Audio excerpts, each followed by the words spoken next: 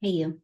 All right, so I want to help you out a little bit on your weight loss journey. There's just something on my heart right now that I believe could free you if you leaned in and you listened to what I'm going to be sharing with you. This is going to take like 5 minutes and it could completely reframe the way that you are looking at weight loss, the way that you are finding yourself defeated and hopeless on your weight loss journey. Because if you're anything like me or many of the women who come to work with me, they come to work with me and they've lost all hope. They believe they can't lose weight. They, keep believing that they are just going to fail again and again. And guess what? They're right because they keep believing that. And so they keep behaving in alignment with what they believe. I want to help you to quit the cycle of quitting, to quit the self-sabotage so that you can stop being just a good starter and actually become a good finisher. Because quitting is the reason that you're not losing weight. You have tried committing, but I want you to reframe your thoughts and by asking you, what could be different if I tried committing? Right? You've tried quitting. What could be different if you tried committing? Like you have quit on yourself so much that you very likely, even right now, you don't even trust yourself, right?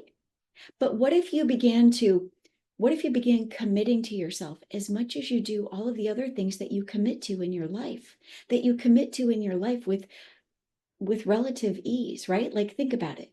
You probably, without even thinking about it, commit to your spouse. You're committed in your marriage. You commit to your job. You have committed to being the parent of your children.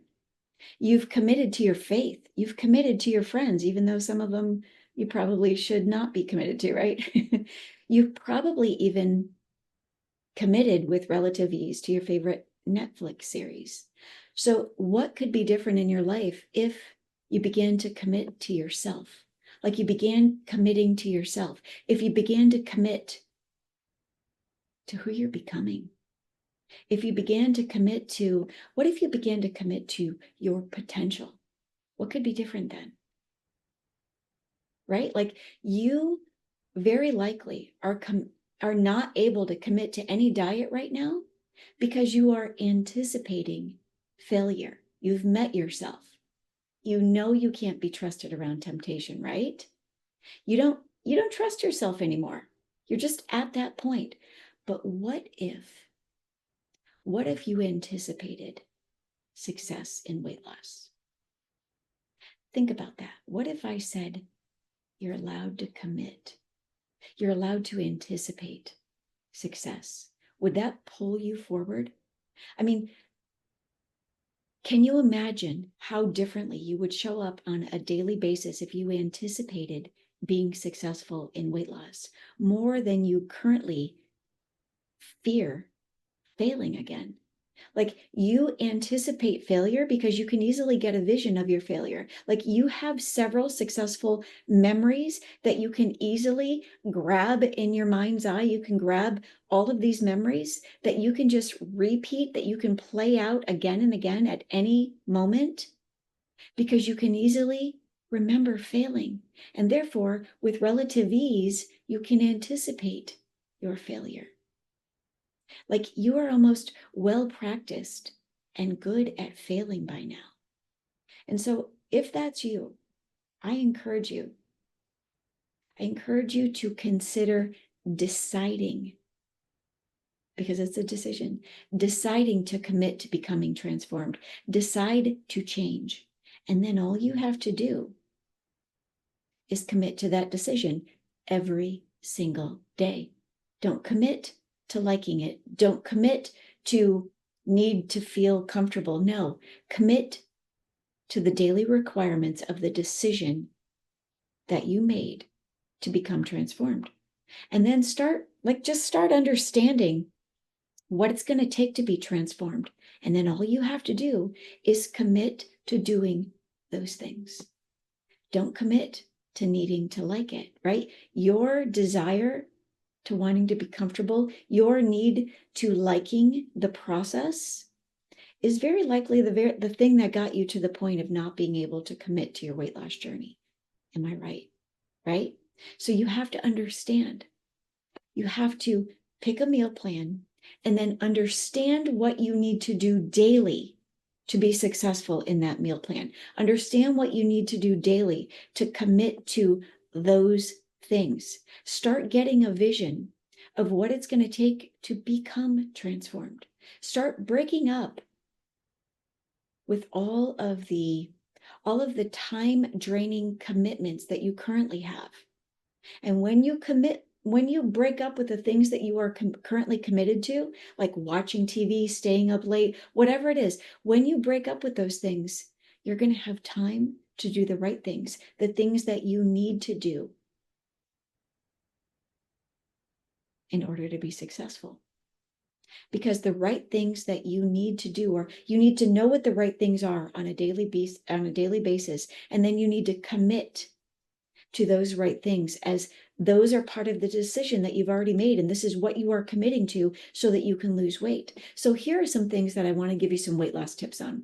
These are the weight loss tips that I encourage you to see as the non-negotiables if you want to lose weight.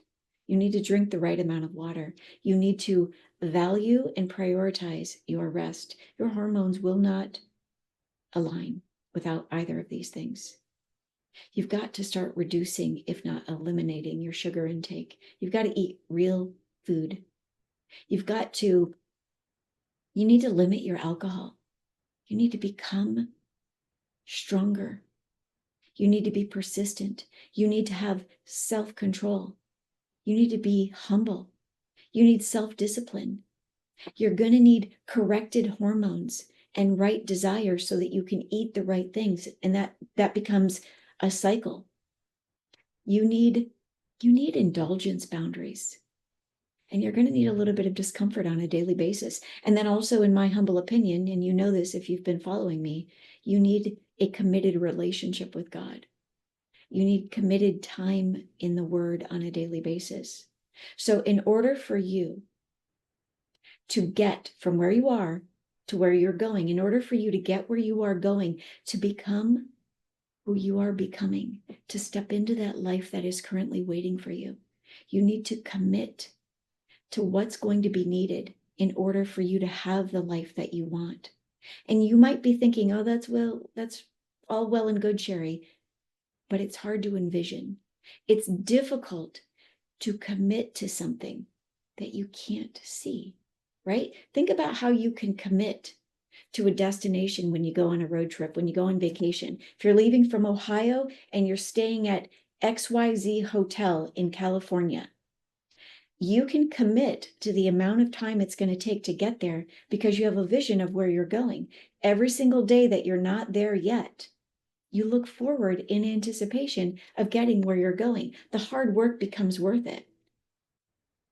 So sometimes that's what's in your way. It's difficult to commit to something that you can't see.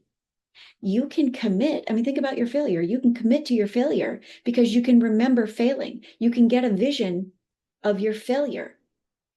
So now all you have to do is get a vision of what you need to do daily, and then just commit to doing those things. Get a vision of yourself doing those things, those daily steps. And then every single day, pray for the strength that you need to do what you should every single day.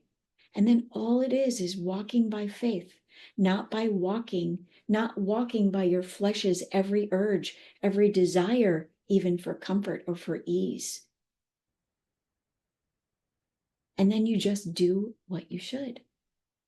So my encouragement for you, I need to wrap this up. This is already too long. Is to just start living forward facing. Forget about the past and start imagining your future one day at a time. Start living with expectancy of start anticipating your success. Anticipate success this time as you just do what you should and not what you perpetually want, even.